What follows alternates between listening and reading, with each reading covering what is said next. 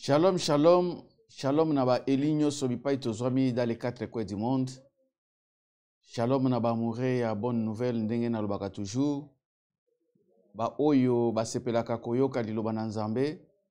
Shalom na biso nyonso ba oyo tozaba amouré ya émission Le Temps d'Isali. Tokomi na tango oyo esengeli topusa na liboso na trône na Nzambe pona koyoka maloba na ye. Ndenge nalobaka toujours ke eza moment ya fête ya maloba na Nzambe. Tika Nzambe aleka kopambola ba eli nyonso dans les quatre coins du monde bipai nyonso tozwami parce que poko na lelo eza poko oyo Nzamba bongisi par sa grâce pour que toyoka liloba na ye. Avant toute chose tokende kotika moment oyo na maboko na Nzambe ye oyo azali enseignant par excellence ayeba ko enseigner biso na poko na lelo. Voilà pourquoi tolingi tosambela po ete tobanda émission na biso pe message na biso ya poko na lelo. Tendre Père, le Dieu de toute puissance, topesio merci pour nabutu na lelo. Merci Nzambe parce que yo permettre que biso tous à la parmi ba vivant pe obongise que poko na lelo toyoka mongongo na yo. Bibelobi poussé par ton esprit, les hommes ont parlé de ta part. Tika liloba na Nzambe et kambama à travers l'action du Saint-Esprit pour na ko édifier ko pambola ba nyonso ba kolanda biso poko na lelo. Ya moini to détruire ngweza la musika. Dans le puissant nom de Jésus-Christ qui est notre véritable Dieu de Tolobi. Amen. Vraiment, Nzambe na bikamo aleka kopambola ba eli bipai nyonso tozwami. Tebe ke poko na lelo Nzamba ko salela biso bolam na ba grande chose oyo tokoyoka na poko na lelo. Tozwi faveur ya kozala parmi ba eli oyo Nzamba tikeli biso souffle de vie pour que tokende koyoka liloba na ye. Lelo tokokita ko continuer suite ya message na biso oyo tobandaki yango semaine passée totaki kolobela vivre sa saison tope ndenge nini tokoki kobika ko vivre na temps na biso to na saison na biso wana tomekaki kofungula yango vraiment na bozindo na yango mais tokomaki na kati ya message na biso il fallait lelo tokende kokota na deuxième partie pe tosuki sa message na biso vivre sa saison mais lelo teme na biso ya poko na lelo ezali le secret pour vivre sa saison. Le secret pour vivre sa saison. Wanande teme na biso ya poko na lelo. Mais avant que tokende ko banda, comme d'habitude, tolingaka toujours kozala reconnaissant na ba nyonso oyo bazali ko landa biso pe ko soutenir biso tango nyonso. Nazali ko kanisa papa na biso digital Momo ye na bolongani na mama Pauline baza toujours na machine po ke bomo na biso na bandako na bino. Nzamba leka na kopambola bango mingi tobosani te jeune frère na biso mwana biso Jonathan Momo Nzamba leka na kopambola ye pe azali pe réalisateur na biso mususu na kati ya machine Nzamba pambola pe chéri nanga l'évangéliste Sephora Likenja aleka na kopambola basakoli nyonso bipai bazwami ba oyo baza ko soutenir biso toujours na mabondeli wana azali kotala docteur Esaïe Saïf pe bolongani na ye mama na biso mosakoli mete na pamboli bana nyonso ya MEPSA Efrata ezala ba MEPSA na Stockholm pe bo baza na Yetebo na kanisi ba o baza na Angola na pamboli basakoli nyonso bipai na bipai dans les quatre coins du monde bana Nzambe na États-Unis na Canada na Australie bisika nyonso bozwami na France Nzambe aleka na kopambola bino nyonso na pamboli pe ba nyonso oyo bakotimba na liboso mukona lelo tika Nzambe na Israël aleka na kopambola bino sans plus tarder tokokende kokota na message na biso pe kokende kokota na profondeur pe to sukisa yango na poko na lelo eza poko ya lipamboli oyo Nzambe alingi ko visiter mutu moko na yebike année oyo tokoti ya sika eza année ya ba promesse eza année oyo Nzambe alingi akokisa ba prophétie na ye eza année oyo esengeli mutu na mutu akoka ko vivre ba réalité ya ba promesse nyonso oyo Nzambe a lobaki na ye. Le Dieu que nous servons azan Nzambe oyo akosaka te Bible lobi ke quand il dit une chose la chose arrive azan Nzambe oyo alobaka makambo pe asalaka yango tozana ba promesse ebele oyo Nzambe apesi biso. Mais seulement que mutu na mutu il faut ayeba ke ba promesse oyo po s'accomplir et ko salema na ndenge biso tozo kanisa te et ko salema ndenge bayini na biso bazo linga te ekosalema ndenge baboti na biso bazokanisa te, mais bapromese na Nzambe na vie ya elu nyonso s'accomplir selon volonté na Nzambe pe na temps na Nzambe. Alors tolobaki ke Nzambe na biso aza maître ya temps pe ya ba circonstance, asalaka eloko nyonso na ba saison na yango. Na pamboli Nzambe komona ke awa na mikili ya poto bandeko nyonso bayebi ke tozali na 4 saisons. Okomona ke ba saison oyo ezali ko se respecter yango moko, nature ezali ko comprendre ke o ezali tananga ya mbula tika na beta mbula. Mais soki saison ya mbula esili akangi pe munoko na ye a respecter saison ya baninga, elingi koloba ete pe ekoya. Tango ete ye ekobanda ko régner na époque nango wana moi, okomona ke mbula ekobeta te. Et puis soki ete esili tokoti na automne, okomona ke tango wana mupepe ekosalema pe ekozali ko respecter pe temps ya ete oyo eutaki kosila. Ndenge moko na temps ya hiver, okomona ke na moment ya hiver komi moment oyo mbula esengeli ya respecter na tango wana pona koyeba ke komi tango neige ezali kokweya. C'est-à-dire que saison na saison ezali na période na yango, ezali na temps na yango o ezali ko se poser. Tango saison ya hiver eko se poser, bien aimé ata o genete neige ekokweya kaka. Soki saison ya été eye o genete moi ekobima kaka. Pona bandeko bazali na Afrique, bango bazana 2 saisons, okomona ke na période ya moi naturellement il faut moi ebima. Pe na saison ya mbula, mbula ekobeta. C'est de la même manière Nzambe pe azali ko repartir ba saison na vie ya bato.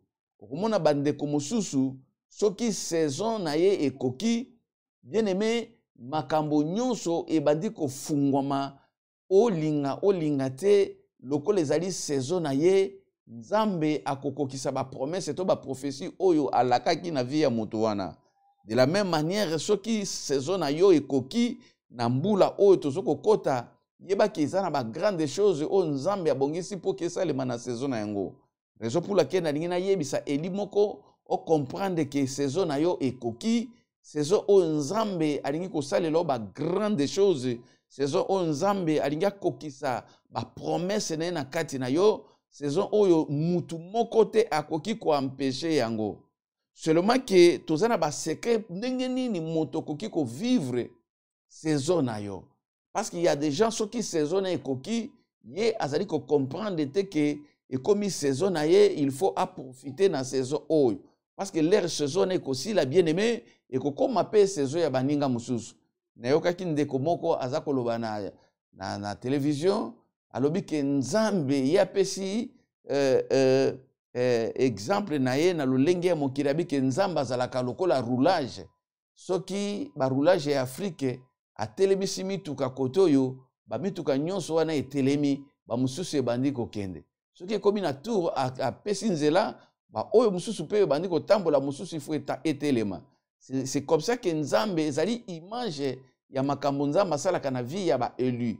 C'est-à-dire que tango Nzambe afungoli pona tia na mutu moko, pona eli moko, personne akoki koya ko empêcher Nzambe pour que lola ekokate ko bénir mutu wana. Donc babengaka période wana ezali saison ya bénédiction, saison ya visitation, saison ya élévation, saison ya accomplissement ya maloba na Nzambe. Yango wana nalingi o comprendre que année oyo eza année ya saison na yo. Saison ya ba promesse na Nzambe, saison ya ba réalisation ya makambo minene, saison ya différence na vie chrétienne, saison oyo ko tatola réellement pe okoloba keza esengo pona ko salela Nzambe. Parce que Bible lobi na biso que Dieu n'est pas injuste pour oublier l'amour que vous avez montré pour son nom, ayant rendu et rendant encore des services aux saints. C'est-à-dire tout ce que nous faisons pour la gloire de Dieu. Dieu n'est pas injuste. Il y a un temps où saison est kokokisama, où oko récolter ba fruit à saison na partie à misala oyo salaki. Ndenge to na utaki koloba seulement bato mingi to comprendre kate que saison na biso ekomi. Pourquoi? Parce que bazako comprendre te ba secret oyo eza na kati ya likambo na Nzambe. Bato mingi bazali ko s'attacher na ba coutume, bato mingi bazali ko s'attacher na ba tradition au lieu ya ko s'attacher na liloba na Nzambe. Secret ya liboso bien aimé pour que moto akoka ko vivre saison na ye, ezali d'abord savoir briser les traditions et les coutumes.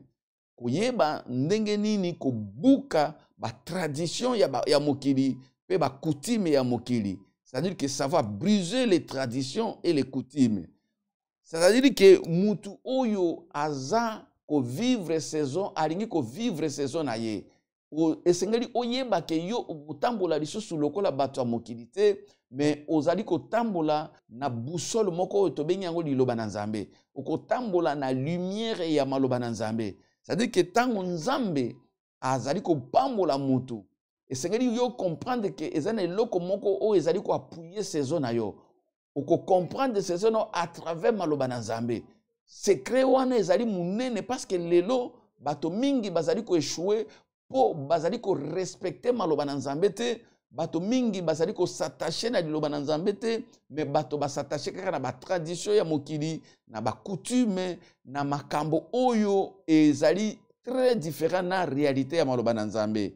Elingi koloba ke soki Nzamba pamboli yo, yo simba nde maloba na Nzambe, olio simba maloba ya ba coutume, olio tala ndenge nini na famille na bino esalemaka. Pourtant tomoni ke ba coutume ba tradition na biso ba mingi pe ba respecter yango ba kende musika te, ba mingi ba landela yango pe ba kende musika te, ba eshua. Mais biso tokoki lisusu te kokwea na ba erreur oyo tomoni ke bandeko mususu ba bwaka liloba na Nzambe, ba kangama na ba tradition, ba kangama na ba coutume, mais ba eshua. Biso tozui grâce ya koyeba liloba na Nzambe, kosimba ba promesse ya Nzambe, parce que maloba na Nzambe yango ekosaka te, maloba na Nzambe yango eshuaka te. Pour que mutu akoka ko vivre véritable saison na ye, il faut mutu oyo ayeba d'abord ko longwa na ba tradition, ayeba ko briser ba coutume, ayeba ko briser ba tradition o ba imposer na makasi, mais ezali ko memayo na élévation te, ezali ko memayo na différence te, ezali ko memayo na eloko moko te concrète. Tokotanga mokana na Nzambe na mokana na Marc chapitre 7. Marc chapitre 7. Totangi verset 7 qui non a verset 9. Marc chapitre 7 verset 7 qui non a verset 9. Natangi dans le nom de Jésus. C'est afin que vous m'honorez en donnant des préceptes qui sont des commandements d'hommes. Vous abandonnez les commandements de Dieu et vous observez la tradition des hommes. Il leur dit encore, vous anéantissez fort et bien les commandements de Dieu pour garder votre tradition. Awa, Bible ezali ko talisa biso maloba na kolo na biso Yesu Kristo na Getsemane. Bible lobi Yesu azali ko yebisa ba pharisien. Abike bino ba pharisien boza ba hypocrite. Boza ba hypocrite moko ya kosakana te. Nzamba pesi bino maloba na Nzambe. O ezali lumière pour que bo sala succès, pour que bo vivre bolamu na Nzambe. Au lieu que bino bo sali la maloba na Nzambe, boza koya na église, mais bo kangami toujours na ba tradition na bino. Bo kangami toujours na maloba na ba coutume na bino. Alors que bozali ko anéantir maloba na Nzambe au profit ya ba tradition na bino, au profit ya ba coutume na bino, au profit ya mabongiseli na bino oyo bobongisa qui n'a rien à voir na maloba na Nzambe. Effectivement, lelo bien aimé ceux qui toki kotala, même na ba église ebele, okomona ke ba pasteur ba kangami na ba tradition na bango, na ba coutume na bango, au lieu ya kosalela ce qui est dit, au lieu ya kosalela ainsi dit l'Éternel, au lieu ya kosalela la parole de Dieu, bato ba kamati coutume ba kotisi yango na kati ya mangomba, ba imposer bato, ba imposer bandimi, ba imposer ba chrétien coutume pe ba tradition na bango, ba maquiller yango na verset moko ba tordre de sens ya parole pour ba imposer bato ba tradition na bango, ba coutume na bango. Bien aimé Nzambe na biso alingi te ba mélanger maloba na ye na ba tradition ya bato. Alingi te ba mélanger maloba na ye na ba coutume ya bato. Nzambe alingi maloba na ye etika la bongo, oui pe amen. pour que moto akoka ko vivre saison na ye bien-aimé et sengeli oyeba ba promesse nini nzamba pesi yo pe Bible ezali koloba nini ndenge nini yo un élu okoki kotambola oye komami na kati na liloba na Nzambe, c'est ce que toi tu vas mettre en pratique. Yango nde okosalela yango, yango nde okomedite yango. Okomona ndenge nini Nzamba bandaki koyebisa Josué tango Moïse missionne esilaki, Bible lobi Nzamba yebise que ce livre de la loi ne s'éloigne pas de ta bouche. Méditez-le jour et nuit, car c'est alors que tu auras des succès. C'est alors que tu réussiras. Ayebisi seulement Josué elingi koloba yo kolanda ba tradition te ya ba koko na bino. Kolanda te ba coutume ya ba koko na bino, mais je suis sûr que vous réussir aux la véritable leader et que na simana Israël va réussir beaucoup na terre promise. Alobi ke maloba na ngai elongwa te na munoko na yo. O méditer yango butu pe mo nde simana maloba na ngai ekomemela yo succès, nde simana maloba na ngai ekomemela yo élévation, nde simana maloba na ngai ekomemela yo tout ce que oyo ko sepela. Donc Nzambe alingi te ke tol mélanger maloba na ye na ba tradition na biso. Mais okomona moto na ningaka toujours ko pesa exemple surtout pour na biso africain. Tango bato bazali ko bato mingi na domaine ya mariage bazali ko échouer. Okomona moto azako kende na libala bapesi ye déjà malakisi ya coutume ya tradition na bango. Balobi ke kuna ndenge ozoko kende yo za mobali yeba ke biso na tradition na biso mobali basakana kana ete. Yo il faut se poser likolo na mwasi na yo. Donc okomona ye akei na ba tradition bike biso na ba tradition na biso mobali akoko kota na cuisine te. Biso na ba tradition na biso mobali akoki ko sunga mwasi na ete. Biso na ba tradition na biso coutume na biso akoki ko lamba te. Ce sont des traditions humaines. Ezali moko ya ba exemple naza kopesa pour que elinyo so ameka kozwa idée ndenge nini bato bazali kotika maloba na Nzambe pour que basala basalela ba tradition na bango. Mais komona ke cause ya ba divorce ebele zo salema pona nini po bato baye na ba tradition na kati ya libala. Bato baye na ba coutume na kati ya libala. Okomona moto mususu baza ko se possible ebise ke lokolo ozwi fiancé wana na tradition na biso tokoko balana na ekolo mboyete. Alors que Bible lobi ke bato bakomi dans le Seigneur, bakomi bato ya sika, mu Yuda azali susu te, mu Grec azali susu te, biso tokomi moko dans le Seigneur. Mais tradition na bango za composer, za ko imposer ke akoki ko kende ko bala ekolo mususu te. Mungala akoki ko kende ko bala muluba te, muluba akoki ko kende ko bala mukongo te pona tradition. Mais alors que bolingo liloba na Nzambe ezali ko empêcher yo te o kende ko bala peut-être moi si o bazali ko pekisa yo wana selo ba tradition na bino yende porte bonheur na yo. Peut-être mobali o bazali ko pekisa yo yende porte bonheur na yo. Peut-être mundele o bazali ko pekisa yo yepe akoki ko za la porte bonheur. C'est-à-dire dans le Seigneur to komi mutu moko. Et ba pratique ebele pe ko mona bato ba memi yango na kati ya vie conjugale ezali mingi ba tradition na bango. La tradition na biso kuna mama moto azali ko zo autorité papa azana likambo koloba te. La tradition na biso kuna eza boye. Okomona ke ezali ko créer mobulu na kati ya foyer pe foyer wana Nzambe akozali susu te. Mais soki olingi o réussir na kati ya saison na yo Nzamba pamboli yo longola ba tradition tia maloba na Nzambe bokomi moto moko, c'est-à-dire transparence ekoti na kati na bino. Ya mobali ekomi ya mwasi ekomi ya mobali azoko comprendre que mwasi azali eteni na ngai ya mopanzi na ngai, azali ko considérer lokola ndeko na ye, azali ko mona ye lokola lipamboli o Nzamba pesi. Et pratique oyo nyonso yango ezali ko pesa ke bato mingi ba échouer na ba domaine ya libala ndenge na uti koloba. Na ba domaine ebele ya liloba na Nzambe okomona ke bato bazali ko salela ba tradition na bango au lieu ke basalela liloba na Nzambe.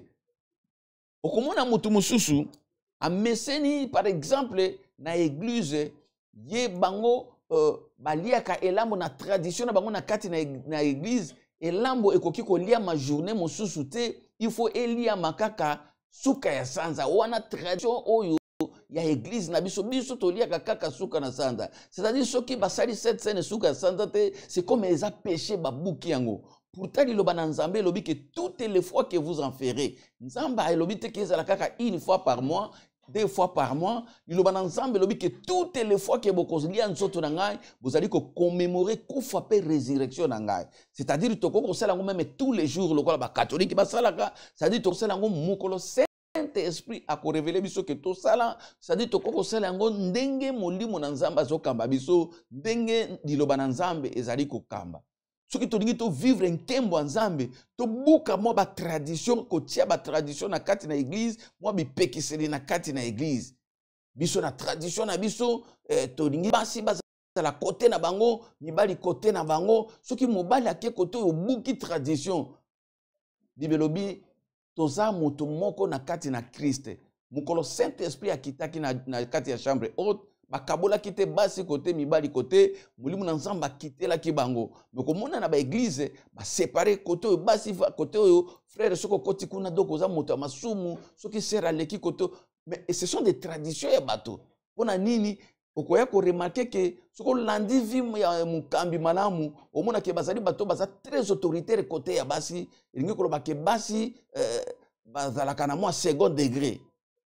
Donc, la tradition, monsieur, de côté, c'est un kat na lingomba au profit ya liloba na nzambe. Yangwana yesu azai koyebisa ba pharisien aw. Alors que bino makambo nyonso bozo sala moyebo vivre nkembo nzambe zalite parce que bozali ko anéantir maloba na nzambe au profit ya ba tradition na bino, au profit ya ba coutume na bino, au profit ya mabongisi na bino qui n'a rien à voir avec la parole de Dieu. Yo omoni ke osalaki likambo moko osali yango mbala liboso ba parano peut-être basalaki musala moko boye yo pepo o réussir oyeka ko sali exactement ndenge bango basalaki il faut o briser soko lingo mona okende musika koleka ba parana yo luka ozala na révélation mosusu en dehors na oyo ba parano basalaki pour que yo okoma musika omonaki ke baninga no bazoko kende par exemple pour basala commerce baninga bazoko kende na Turquie yo pe obandi ko landa kaka wana tradition na biso. Donc, commerce et mikolo ezo futa kaka kuna. Soko lingo bonga, c'est comme si soko ke Turquie, soko ke Chine te, okoki ko bonga te, okoki ko sala ba exploit na commerce te. Mais yo soko lingi o vivre saison na yo, zoa révélation et loko nini nzambe abengi yo po osala. O yeba révélation na yo. Na kati ya révélation lingi koloba makambo nzamba lingi exactement yo osala. Nzamba sali ko orienter yo na likambo nini. Bondela nzambe liloba nzambe kobima. Saint-Esprit a ko révéler yo eloko nini yo kosala. Bande ko soko meki kosala eloko en dehors na ba tradition baninga mususu. Peut-être bango bakende ba échoua, mais okomona soki ozwi révélation oya yo. Et comme mona grandeur, comme mona succès, okomona ke yo bandi ko s'imposer na époque na yo.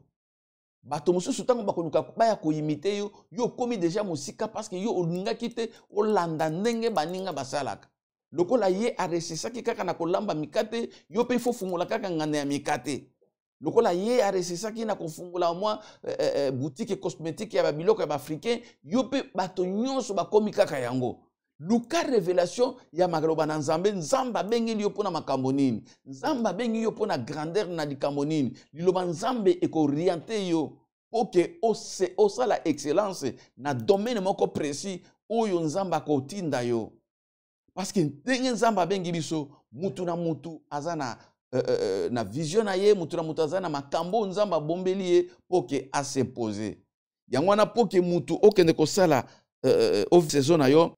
Bien aimé, il faut qu'on brise la tradition.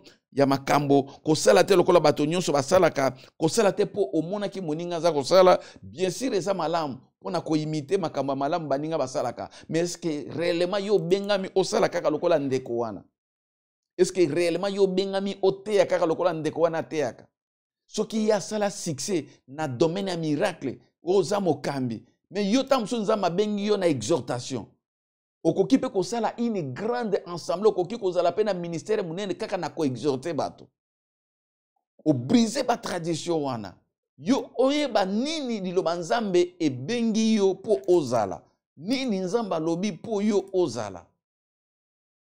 Donc na domaine ya excellence tokoki kolinga te to imiter kaka bato mais tikala ozala exemple na modèle oyo nzambe alingi ke yo ozala parce que soki mutu azana révélation makambo oyo ya kosala bato mosusu bako comprendre yango te yango na Bible ezali kosenga na biso ba chrétien toyeba ko vivre na révélation ya molimo na nzambe liloba na nzambe oyo biso tozali koyoka ekopesa biso révélation et na kati ya révélation nde tokoyeba kosala makambo ya sika oyo mutu nano asala te. Yoka ndenge Bible ezali koloba na mokanda na Proverbe chapitre 29 verset 18. Proverbe chapitre 29 verset 18. Quand il n'y a pas de révélation, le peuple est sans frein. Heureux s'il observe la loi. Ah. Bible lobi ke soki révélation ezalité. Ba élu na nzambe baza kola mutuka oyo ezangi frein. C'est-à-dire aza ko kende ti esika ko kende ko se konye eyebanite. C'est-à-dire nzambe azana besoin biso to za na révélation pour to exceller pour que to marquer saison na biso pour que to omoni bandeko oyo bazwa likanisi ya kokende pour la première fois na ligne. C'est par révélation. Mutu afandi boye mutu aliboso oyo azwa révélation wana. Après simana yango ba risi baye ba français ba bandi ko luka ba européen ba komi ko luka, mais il y avait quelqu'un qui avait la révélation ya liboso. Ye oyo azwa ki likanisi wana azala ki célèbre à cause ya révélation na ye. Mutu aliboso oyo azwa ki révélation ya kosala avion akoma célèbre pour la révélation na ye. Bien aimé, osana révélation moko nzamba bombi pona yo et comme on a célébrité et comme on a excellence et comme on a succès pe et comme marqué époque na yo soki osana révélation kouta na maloba na nzambe. Loba nzambe ko peso révélation po oyeba nzamba bengeli yo osala nini pe ndenge nini okoki ko sala yango. Bien aimé na poko na lelo et sengeli mutu a comprendre que pour o vivre saison na yo il faut la moto ya révélation. Et or, révélation est outa kananziana maloba nzambe à travers le Saint-Esprit. Parce que le Saint-Esprit est pour révéler au makambo mutunano ayebite, makambo mutunano asalate. À travers le Saint-Esprit, au kosala makambo oyo nano mutu asalate. Et puis nzamba lingi ki yoza mutu aliboso pour o marquer saison na yo. Bien aimé ndenge na lobaki na Matéa eleka, biso tango tozaki bana mike tozo mona ba vewe oya ya coupé wana egumbama na mukongo tubande komona ke ba voiture mususu ya kitoko ekoko zala te ngana banda yeko linga veo wana ya kosakana te abiki et puis na époque wana bande ko pesa ngoka ba ingénieur vision nga binga il faut na za l'ingénieur pona tambola kaka na veo mais tala lelo ba veo o ezo bima lelo saison ya ba veo wana esiri et comme isko saison ya ba veo mususu soko tali ba veo ezo bima lelo ça n'a rien à voir na oyo bima il y a 10 ans il y a 20 ans il y a 30 ans. C'est-à-dire que l'eau connaît l'eau que ça na saison na yango. Et c'est par révélation que ba création nyon se zako bimandenge wana. Tala ba mitu kezo bimalelo ba kombo nango ba tokoki ko sela bango publicité awate. O tali mutu kaboe.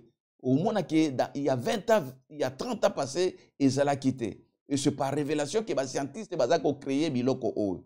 Et tant que les enfants de Dieu, nzamba lingi yo o marqué saison na yo par révélation ya Saint-Esprit. Par révélation ya maloba na nzambe osala makambo mutu nano asalite na mbula oyo tokoti ya 2020 ezana révélation moko nzamba pesi yo et à travers révélation on a oko marquer saison na yo bien aimé bantu ba renyaki na époque na bango bakende ki ba Chine bakende ki ba Turquie côté yo ko réussir bato bakokamwa parce que c'est par révélation ndio ko kota na domaine wana pe oko bimisa makambo mutu nano asala yango te. Tika nzamba pesa yo grâce à révélation à travers le Saint-Esprit nzamba afungola yo misu à travers liloba na ye o comprendre que obengami po o sala ba grande choses par révélation du Saint-Esprit nzamba pesa onction ya révélation nzamba pesa puissance ya révélation pour que o marquer saison na yo. Donc tika kolanda bato tika kokota na ba tradition na ba coutume ya ba makambo ba ndukusu basi basala pe ba eshua na yango même ceux qui ba réussir yo obengami te pour que o imiter kaka bango ozate que il faut nécessairement o sala yango pour que o réussir yango na poko na lelo nzamba linge ke po yo o marquer saison na yo o vivre secret na yo. Bien aimé secret ya liboso ezali oyeba ko briser ba tradition o longwa na ba coutume na ba tradition na ba domaine nyonso ezala ba domaine familial ezala na domaine social ezala na domaine spirituel lokola papa no ya molimo yepo bato ba zwa délivrance abandaki ko ganga 7 fois Jésus yope po miracle salema yope bandi ko ganga Jésus qui vous dit que pour miracle salema et pas na yo il faut au ganga Jésus 7 fois peut-être yo na nzela ya parole tant vous allez ko prêcher milima bezali ko bima Ngana mona na adoration ya pamba vana banda koteya. Bato milimo mabezo tika banzoto. To imposer bango mabete. Parce que Nzambe aza souverain. Et j'ai compris que Nzambe, par révélation, na koki kozala na système mon côté, parce que Nzambe azali multisystème. Akoki ko visiter bato na église pendant que yozo ko kanisate. Et c'est par révélation, nous avons comprendre que yango na lingaka tango naza ko prêcher, bato bazala kimia na kati na église parce qu'à n'importe quel moment il y a culte, Dieu peut visiter son peuple, peut abikisi ba malade. To mona bato tango tozo ko prêcher, ba kiste za ko limwa mutafani na ban, kiste limu na kati na libumu. Mais par contre ba mususu po ki kiste longwa, il faut une position de main. To ko kite ko loba ke po ke bato babika, nécessairement il faut to imposer maboko parce que Dieu a multisystème. Donc, tu peux briser la tradition, tu peux briser la coutume, tu peux briser et ça les mususu que nécessairement yango kakate. Bien aimé, na domaine nyonso ya vie, nini yo kangama na ngolo ko la tradition olingi ko changer te. Omoni ke soko sali ndenge wana te, okoki ko zwa succès te. Alors que nous avons un Dieu multisystème. Pourquoi na le Nzamba pesa révélation? Obata ko tambola na esprit ya révélation. Obata ko tambola na liloba Nzambe pour que o marquer ces zones. Parce que na yebi ke temps o toza ko traverser, eza taille accomplissement. Pour papa na yo makambo ya bandaki ko sala, ale yo po bandi ko sala ngona kati ya libala. Nenge papa bandaki ko beta mama, yo pe mama soko fungoli munoko makofi o kangama nango parce que eza tradition na bino. Pour moi si atosa, il faut que tout ayo bibotu na munoko. Mutu mususu akoya na ba caractère wana ya famille tina ndako ya libala. Okomona mobali makambo nyonso ezoleka na couple, famille na baza koyeba ngo le même jour. Parce que à mon yango pe papa na ko sala ngo to mama na ko sala ngo. Bien aimé, nous devons briser ba tradition ba coutume au profit ya maloba na Nzambe. Yango Yesu aza koyebisa ba pharisien ki boza ba hypocrite, bozali ko anéantir maloba na Nzambe, bozali ko briser maloba na Nzambe au profit ya ba tradition na bino. Nzamba lingi ke yo eli oza koyokanga na poko na lelo olongo na ba coutume ba tradition mais osimba maloba na Nzambe, yango mote ko memela o victoire, yango mote ko pesa succès, yango mote ko fungolela horizon oyeba makambo nini Nzamba bombelio na mbula oyo tozana yango. Secret ya mibale ezali savoir saisir son temps.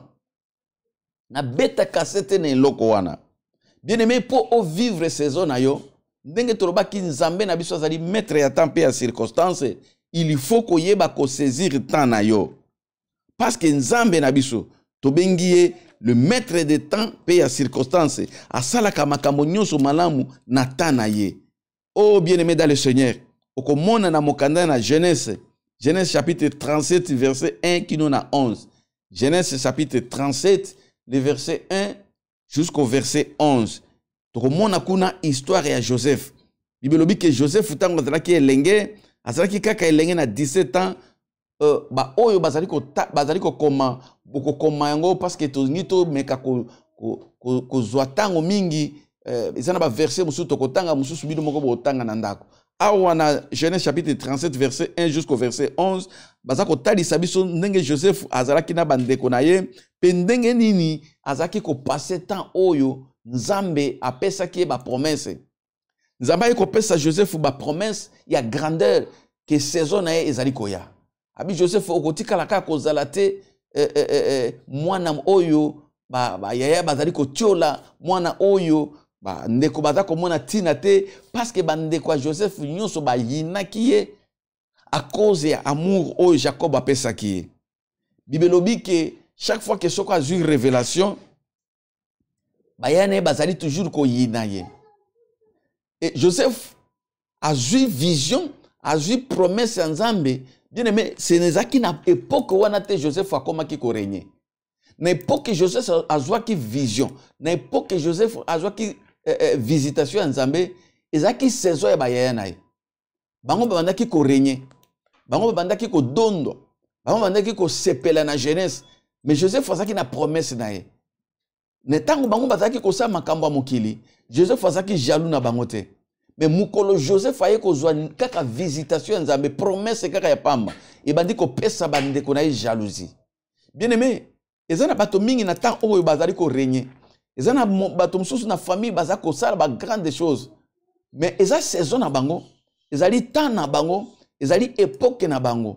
ndenge na utaki kolobake tango hiver ezalaka bien aimé moi azalaka na jalousie na hiver te mbula ezalaka na jalousie na été te été ezalaka na jalousie na printemps te c'est-à-dire que eloko na eloko ekoki kosala succès na époque na yango mais Joseph azalaki silence azalaki kozela temps na ye abandaki kozela saison na ye tango ozomona bato baza kosomba bandako bato bazotonga bavila bandeko baza kosala ba grande chose koyina bango te lokola bandeko ya Joseph babandaki koyina vision ya Joseph koyina moninga te parce que eza saison na ye bien aimé yeba que saison no ezali koya tana o ezali koya et ko se poser yango moko sans que yo osala ba effort soko za na kati ya ba promesse nzambe koyina ka saison ya baninga te soko moni moninga azali ko exceller na libala na ye koyina te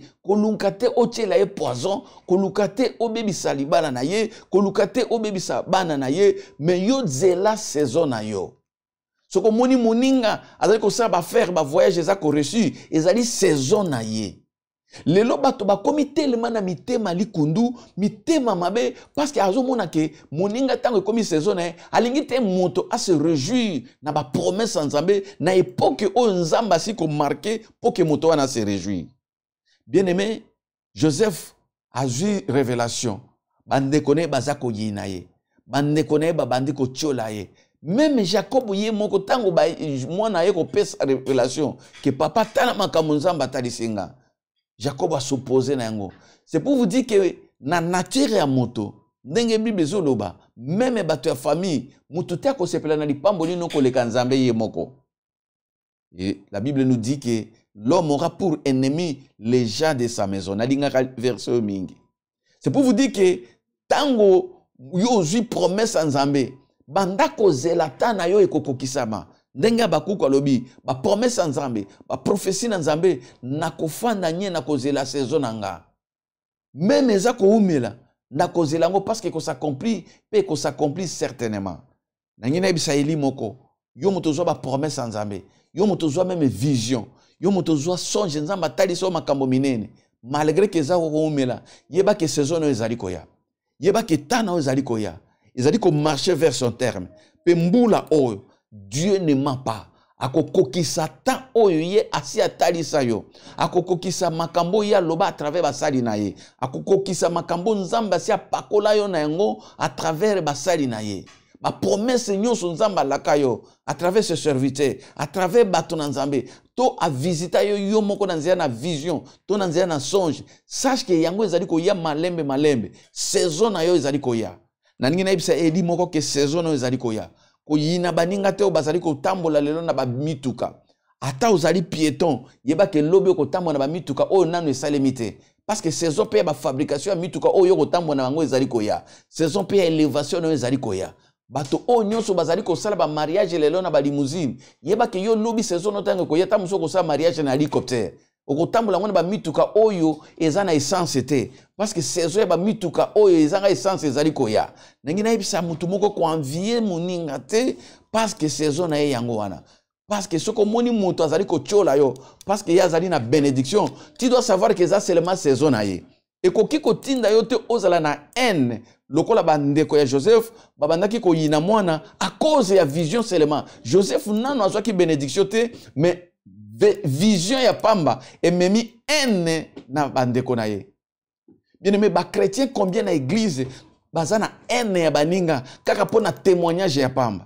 Ndeko aleki na liboso apesi témoignage ndenge nzamba visiter bango. Ndeko aleki na liboso apesi témoignage ndenge bana ne ba prospérer. Ndenge bana ne bazokende liboso. Mais yo bandi ko vimbisa motema na kati ya église. Comment voulez-vous que nzambe a permettre pe que yo na saison na yo opambwama? Na ebisaka toujours bandeko.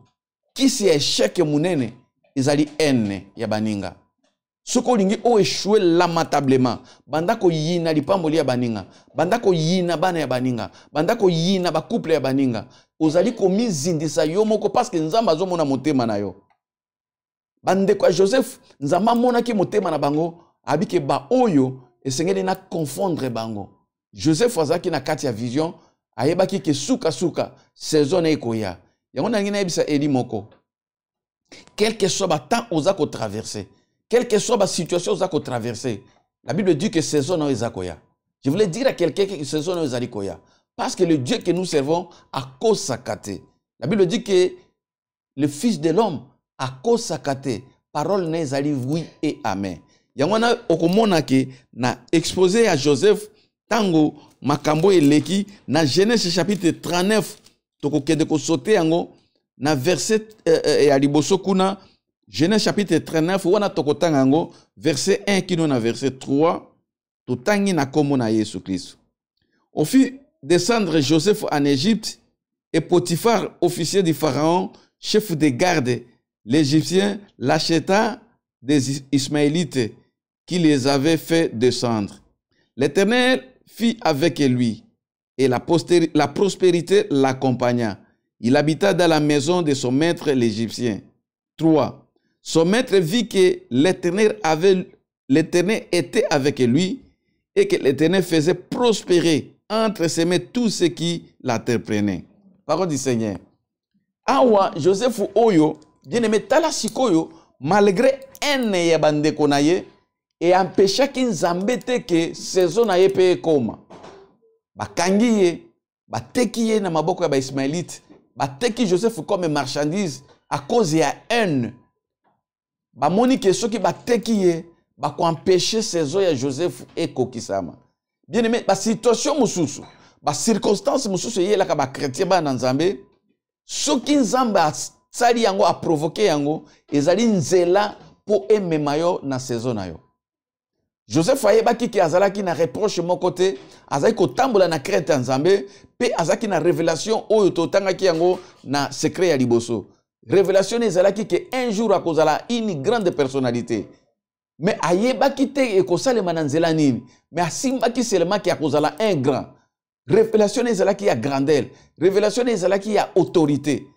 Azalaki na confiance. Voilà pourquoi tango baye ko teka comme marchandise a continent ndako ya Potiphar, moi si ya Potiphar aye ko lukaye makangu, Joseph amona ki akoki ko baby sa te révélation na ye à cause ya plaisir il y a quelques secondes.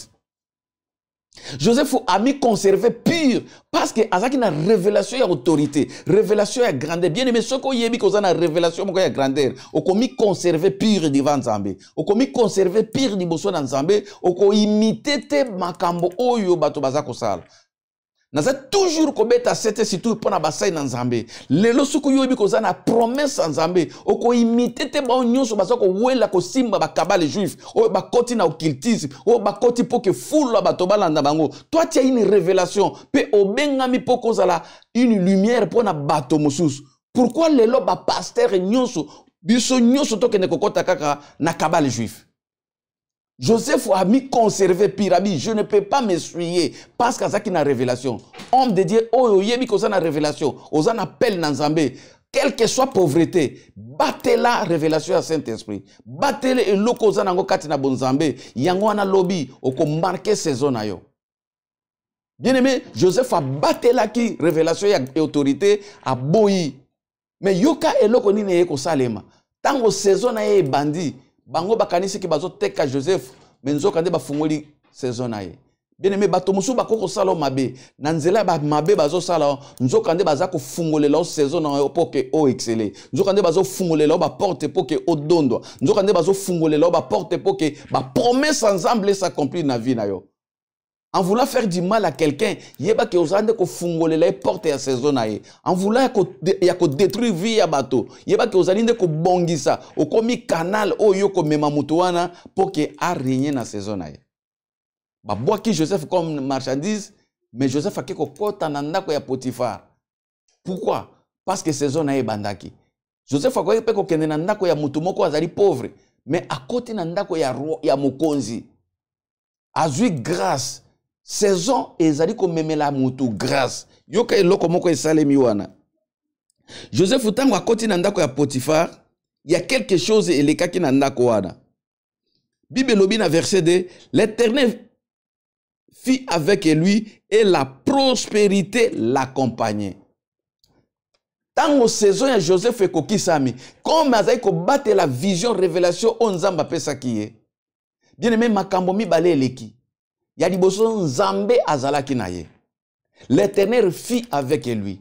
Tango saison na yo kokoka, yeba ki okozala yo mokote, nzamba kozala na yo, na ba domaine nyonso ya vie, nzamba kozala na yo, na ba moment critique, nzamba kozala na yo, na ba moment ya souffrance, nzamba kozala na yo, na moment ba ennemi ba kotelema, nzamba kozala na yo.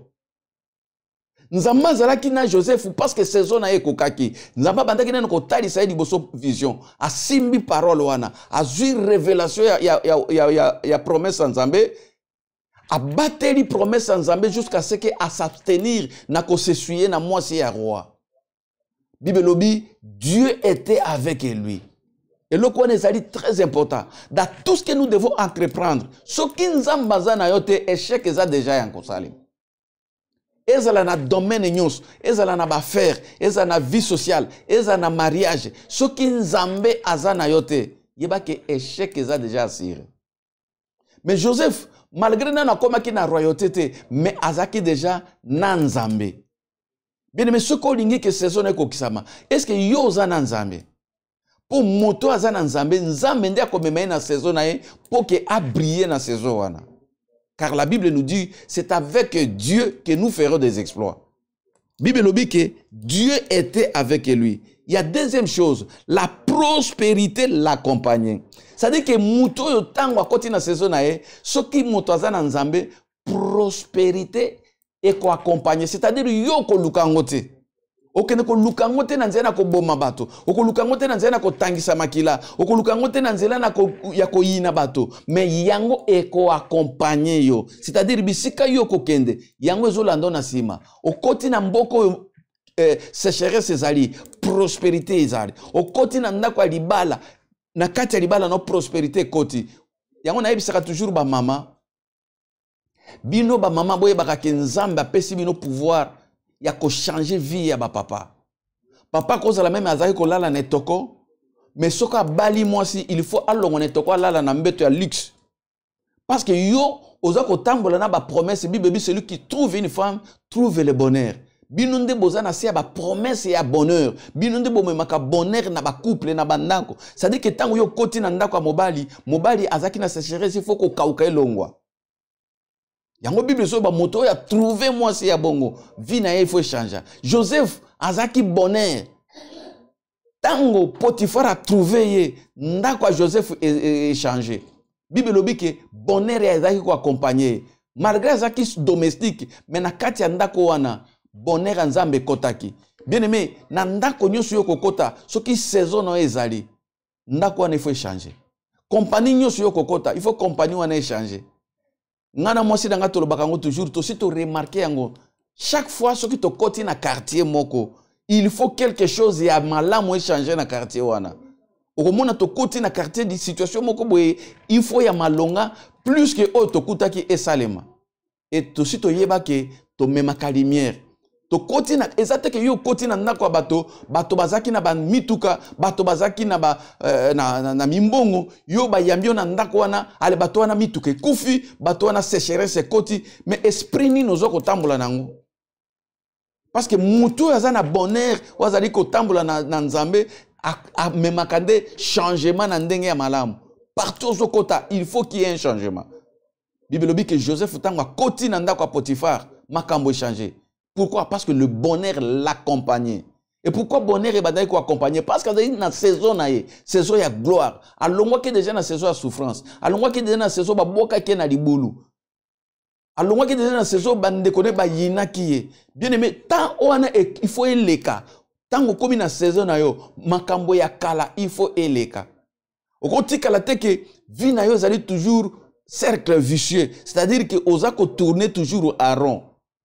Mutu saison azako marqué saison na vie na ko kiko tourner na cercle vicieux.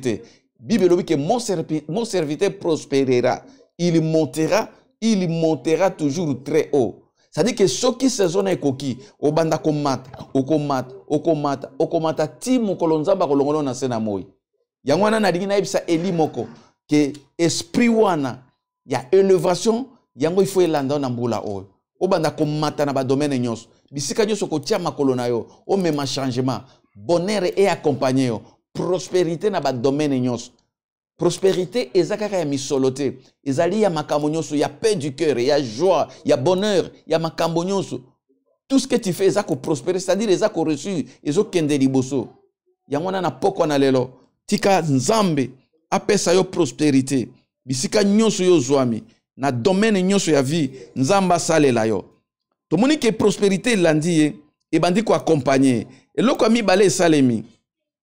Na vie ya Joseph, vous allez marquer que les allez talisa biso que Joseph a bandi déjà ko kota na saison na ye. To a bandi déjà ko vivre saison na ye. Malgré que azalaki domestique, mais yoka eloko moko salemi na kaka na Genèse 39 wana na verset 4. Yoka na verset 4 Bible lobi Joseph trouva grâce aux yeux de son maître et l'employa à son service, l'établit sur sa maison et lui confia tout ce qu'il possédait. Ngana sepeli parce que loko moko ezali wana Bible lobi que Joseph trouva grâce. Bien aimé, soki mutu saison na yo ekokisami. Soki saison na yo est s'imposer, okobanda kotambola na grâce, obanda kotambola na faveur, obanda ko simba grâce elingi koloba, okobanda ko reçuir na ba faveur moko oyo yo mérité te. Mais ezako ute pa nzambe. Par grâce okozali ko pambwama, par grâce ozali ko bala, par grâce ozali ko zbika, par grâce ozako zwa mosala, tout doit se faire par grâce. Et ngolo bateke yo o mérité, to oza sans péché, yangonde il faut exceller. Non, nous allons exceller par la grâce de Dieu. Joseph trouva grâce. Tangwa koti kakaboe, nzamba sali ke chef nae abanda ko lingaye makasi. Patron nae apesi autorité ya ndako mobimba. Même ya biloko oyo ye moko roi mokonzi aliaka. Alobi naye na pesi yo bokonzi na ndako nanga excepté ma femme.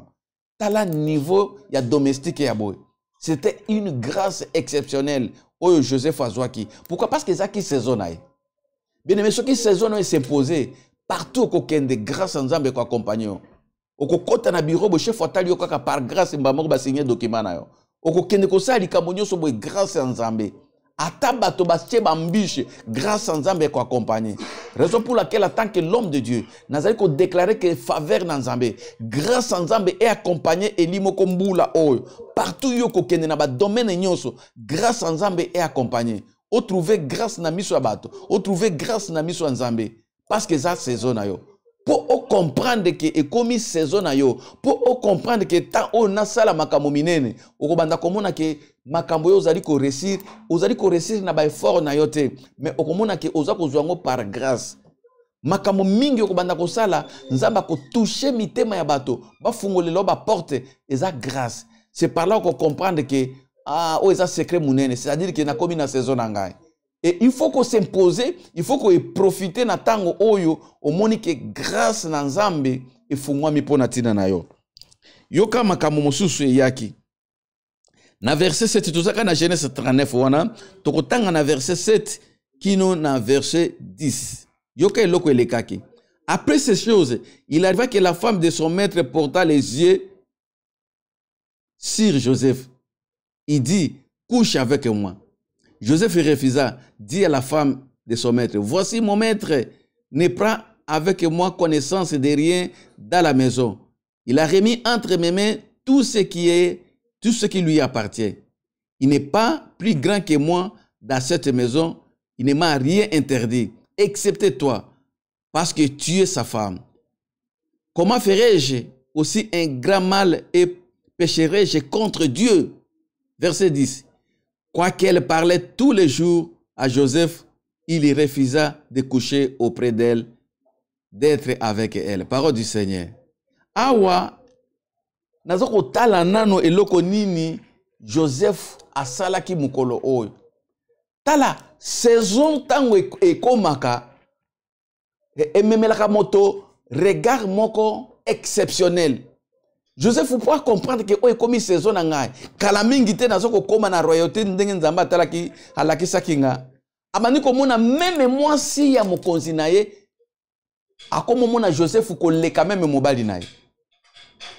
Tala moko ya ba secret Joseph ayaki ko comprendre. Abi oyo eza bolingo te mwasi oyo azolinganga o eza motambo. Bolingo nini oyo mwasi ya patron akoki ko linga domestique ko leka mobali na ye. C'est-à-dire, tango saison et yaka, bien aimé, naza ko beta cette awa na bande ko na biso basi. Soko za na kati ya église. Bien aimé, soki saison na yo e koki. Mobala koko kota na kati ya église basi ba koko zala même 50, 100, 200, 1000. Mais soki saison na e koki, miso ya mobali akomona yo ko leka mibali nyonso, basi nyonso plutôt obaza na kati ya salwana. C'est-à-dire, miso nae, nzamba ko créer amour moko na motema ya mobali wana, wana ko comprendre que o eza saison na yo. Joseph a compris que o eza saison parce que amoni que ye amerita ki amour wana te.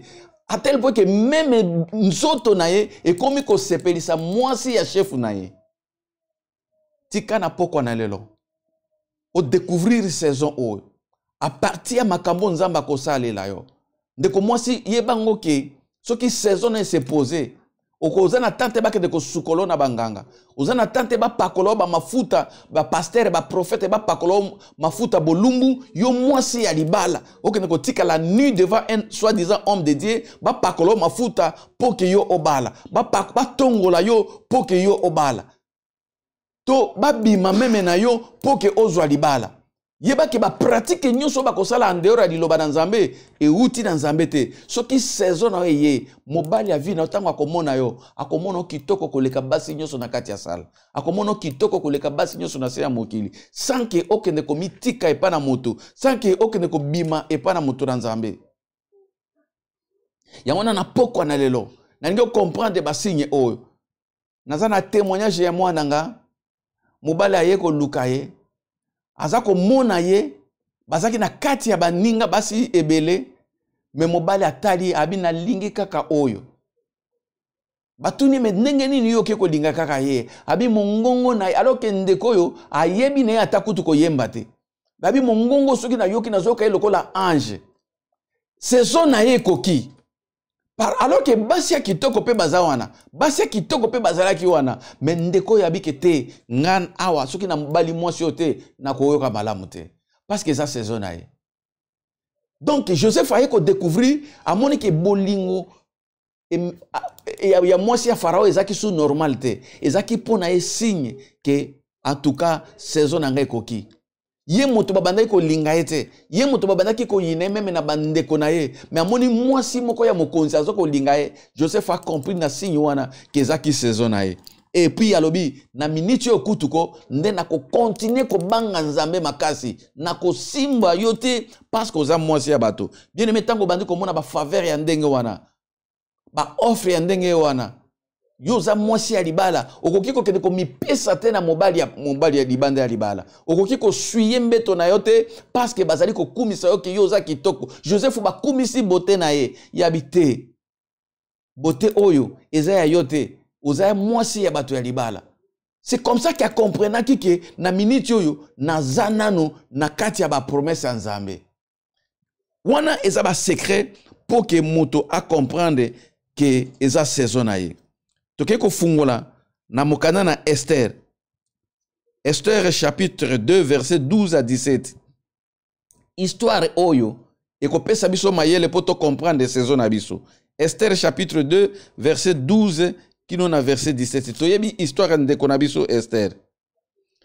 Mais ngana kotangela bino bandeko baza okoma boko komango à partir de 12 kino na 17, mais na kotangela bino kaka à partir de verset 15 kino na verset 17 parce que dans 15 et 17 indesika mama na biso makambo ezali. Lorsque son tour d'aller vers le roi fit arriver, Esther, fille d'Abigaël, oncle de Mardoché, qu'il avait adopté pour fille, ne demanda que ce qui fut destiné par Égaï, eunuque du roi et gardien des femmes. Esther trouva grâce aux yeux de tous ceux qui la voyaient. Verset 16. Esther fut conduite auprès du roi Ahasuérus dans sa maison royale. Le 6e mois, qui est le mois de Tubène, le 7e année de son règne. Yoka verset 17. Le roi aima Esther plus que toutes les autres femmes et elle obtient grâce et faveur devant lui plus que toutes les autres jeunes filles. Il mit la couronne royale sur sa tête et la fille reine à la place de Vachi. Parole du Seigneur. Sikotozongela na verset oyo 17. Na verset 15 na verset 16 Bible lobi tango Esther ba memiye na verset 15 pe na 16 babandaki kokende kosala choix ya mwasi oya ko remplacer reine. Bazui ba jeune fille ebele batie bango na maison royale baza ko liesa bango baza ko latisa bango baza ko pakola ngo ba mafuta. Mais bien aimé yoka mobeko ezaki ke ndengo zo kende pa na roi eloko nyonso yo ko linga ko zwa na yo ndengo lingi. Mais yoka Esther ye alobi ke azaki na besoin eloko moko te azui pe eloko moko te posa na Esther ezaki akutana na roi aboyi kosala lokola baninga mosusu a briser ba tradition ya ba fille ya lokoso a briser ba coutume ya ba fille o balingaka mibali na ba profit ya mbongo abi ngana tali makambo mbongo te ngana na besoin de ya mobali parce que soki na zui mobali bozui na nyonso ekokoma yanga. Mais yoka Bible lobi ke comportement ya Esther na kati ya palais royal avant même que akoma pa na roi Ahasuerus il trouva grâce aux yeux de tous ceux qui le voyaient. Parce que saison na ekokaki sima ya souffrance sima ya ba makambo o nyonso Esther kwa eko mona passe na Babylone mais tango apusani liboso na roi na deva comportement ya zalaki na ngolo kwa zaki na Nzambe abandi nano kozwa grâce na miso ya bato nyonso bazalaki na palais royal. Bien aimé soki saison na ekoki Nzamba kosala ke ozwa grâce na miso ya bato bato bakomona na miso lisusu ndenge ozaki liboso te. C'est-à-dire grâce ezali élément mobimba ezali signe oyo ekoki kolakisa biso ke saison na biso yango. Soto bandi komona ke tokomi kozwa grâce na ba makambo nyonso. Tout ce que nous faisons ezali accompagné na grâce. Par là nous reconnaissons que saison na biso to tana biso ya korenye yango wana. Il faut qu'on saisir yango, il faut qu'on s'imposer, il faut qu'on sala oyo lingi ko sala parce que ozasi ko na grâce en Nzambe. Deuxième chose, tango Esther a eko se présenter pa na roi, malgré que ba fille ba leka ki ebele, Ahasuerus a yeba été, c'était pour la première fois roi amonaye. Mais lorsque akutani na roi, le roi aima Esther plus que toutes les autres filles et obtint grâce et faveur. Esther a eko zwa biloko mibale, azui grâce pe azui faveur. Grâce na faveur et angonde ezali ba élément ou ezali ko marquer biso que saison na biso yango wana. Bien aimé, c'est pour vous dire que mutu nyonso oya marka saison na ye, a marka yango na makasi na ete, a marka yango na intelligence na ete.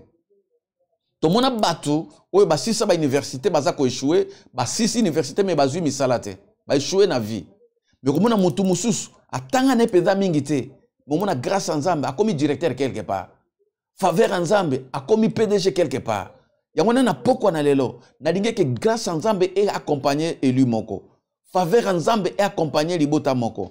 Grâce en Nzambe e accompagner mutu moko o azali ko landanga na pokwa na lelo. Dans tout ce que tu vas entreprendre, eza la grâce en Nzambe de ezala na yo. Parce que grâce en Nzambe so ke simbi yo, nyonso ko sala eko reçu. Parce que kosala ngote pour la piété na yo, kosala ngote pour la sanctification na yo, mais la grâce de Dieu te suffit pour que osala ba exploit. Na déclaré que na poko na lelo, grâce na Nzambe et accompagner yo. Esther a qui grâce pe akomaki reine na place ya Vashi parce que azaki na grâce pe azaki na faveur. Na poko na lelo faveur en Nzambe et simba elimoko. Faveur na Nzambe e simba ndeko nyonso aza kolanda biso na poko na lelo wana ezalaki secret ya mibale poto kende kosuki sa secret ya misato ezali savoir ko reconnaître ba bienfait ya Nzambe. Bien aimé, pour que oyeba ko simba saison na yo oyeba pe secret ya misato ezali savoir reconnaître les bienfaits de Dieu par les actions de grâce. Koyeba koloba na Nzambe merci. Tango Nzamba saleli yo mbolamu koyeba ke makambo nyonso yo ozwi yango pona sanctification na yo te, ozwi yango pona piété na yo te, mais euti na ngolu na Nzambe. Faveur en Nzambe nde pesi yo mbongo, faveur en Nzambe nde pesi yo libala, faveur en Nzambe nde sali kozala parmi ba vivant. Koyeba toujours kozalaka reconnaissant epa na Nzambe. Wana eza secret munene. Bato mingi akoye na église akoye pa na Christ aza malade, soki abiki esili azongi na mokili akokoka même te ko témoigner, akoko quand même été ko rendre grâce et pas nzambe. Au mona mutu mususu yake pa na nzambe célibataire. Soko azwi libala église esidi. Akoka susu te ko ya kokumisa nzambo apesa ke libala. Mutu mususu ya bandaki ko tambola na grâce ya nzambe te, nzamba apesi mosala. Esiri mbongo na ekomi ne pona bandumba, mbongo na ekomi pona masanga, mbongo na ekomi pona ba musicien ba yemba kaye. Mais misala na nzambe zali ko kufa, ya ko kipe yango te. Donc soko lingi o marquer saison na yo. Il faut ko yeba secret ya misato ezali pour que o koma oyeba ko humela na saison na yo. Nous devons savoir être reconnaissants devant Dieu. Koyeba koloba na nzambe un grand merci na ba action de grâce ko kumisa nzambe ko yebisa eke kolo soki yote ndele lo bana ona zuite parce que basi ya kitoko baza mabale za ko kufa à cause ya stérilité azoko ka kobota te basi ya bambongo bazoko de ko adopter bana parce que bazoko ka kozwa bana te mais yo nzambe azopesa bango okende no na ndako nganga te eza sujet ko kumisa na nzambe ba mingi ba lekio na beauté corporelle. Mais bazako zwa mabala te nzamba pesio libala nzamba pesio tout ce que vous avez. Il faut que ba kozala reconnaissez pas nzambe. Wana eza ba secret moko oyo ba kreti ba mona lokola biloko pamba. Moto po aloba kaka merci azoko banga koloba po bato na église ba koyeba ke ya zwimbongo po pasteur ya kosenga e dime po ke banto bakoya kosenga famille bakoya kosenga ye a préféré mbongo na ye adi yango na bato mosusu ke apesa yango epa na nzambe yango wana nalingi naloba na ndeko moko na poko na lelo tokende kotanga na mokanda na psaume 116 oyoka ndenge David azali koloba psaume 116 verset 12 à 19 psaume 116 verset 12 à 19. Yoka David denga zoloba. Comment rendrai-je à l'Éternel tous ses bienfaits envers moi? J'enverrai la coupe de délivrance et j'invoquerai le nom de l'Éternel. J'accomplirai mes vœux envers l'Éternel en présence de tout son peuple. Elle a des prix aux yeux de l'Éternel, la mort de ceux qui l'aiment. Écoutez, ô Éternel, car je suis ton serviteur fils de ta servante. Tu as dédaigné mes liens. Je t'offrirai un sacrifice d'action de grâce, j'invoquerai le nom de l'Éternel, j'accomplirai mes vœux envers l'Éternel, à présence de tout son peuple, dans le parvis de la maison de l'Éternel, au milieu de toi, Jérusalem. Louez l'Éternel. Tala David azoloba, ngai nakoki kosala makambo, nasala nini na nzambe oyo, oya benganga mutopamba na komi roi, oya pesanga richesse oyo nyonso, oyo atikanga na marqué époque nanga kombo nanga David etikeli de génération à génération nini nga na koko pesa parce que wolo palate ezali ya ye abinga na kozala reconnaître pa nzambe oyo na moni eloko na koki ko pesa ete na kokumisa kombo na ye na ko rendre ba action de grâce à cause ya beauté na ye à cause ya makambo minene oyo asali na bomo inanga.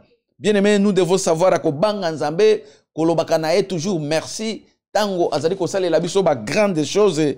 Tango azali ko pesa biso bozui, tango azali ko pesa biso santé, tango azali ko pesa biso bana, tango azali ko pesa biso tout ce que nous en avons, et sengeli ko yeba kozala reconnaissant pa na nzambe oyo pour que to vivre na bénédiction na nzambe. Voilà un peu na mokuse tozar tellement na ba secret belé na ninga keke ba secret misato oyo ezala lokola fungola oyo biso to ko simba mbula oyo pour que to vivre saison na biso. Bien aimé, oyeba ke nzamba na besoin ke osala ba grande chose.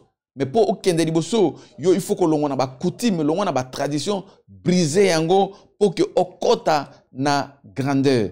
Yami balé, il faut koyeba ko saisir ta na yo. Oyeba ke tant ozali ko souffrir, ezali continuel te et kozala na tant o souffrance ko sil okokota na saison na yo. Saison ya bénédiction, saison ya grâce, saison ya koseka, saison ya koyemba. Nenge Joseph akotaki. Toye komona ke Joseph na suka nango, nzamba afungula ki porte. Joseph akoma ki roi na kati na mboka na Egypte. Akoma ki kofanda na royauté. Akoma ki deuxième personnalité na mboka na Egypte. Akoma ki une bénédiction pour natina na libota na ye. Bien aimé tango saison no ekoya.